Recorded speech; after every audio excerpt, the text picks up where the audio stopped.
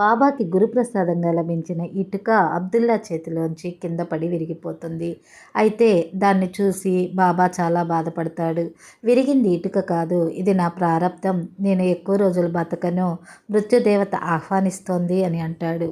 బాబా దేహత్యాగం చేయబోయే రోజు రానే వచ్చింది. ఆ రోజు విజయదశమి. ద్వారకామాయిలో దుఃఖపూరిత వాతావరణం అలుముకుంది. బాబా కళ్ళు మాటి మాటికి మూతలు పడుతున్నాయి. బాబా ఆయాసపడుతూ, నాకిక్కడ సుఖంగా లేదు, నన్ను బూటీవాడాకు తీసుకుపోండి, నేను అక్కడే ఉంటాను అన్నారు. నా సమాధి మాట్లాడుతుంది. నా సమాధి నుంచే నేను సర్వకార్యాలు నిర్వహిస్తాను. నా భక్తులకు రక్షణ నా సమాధి నుంచే లభిస్తుంది. నన్ను త్వరగా అక్కడికి చేర్చండి అని అన్నారు. అంతలో నాన్న బాబా నోట్లో నీళ్లు పోశాడు.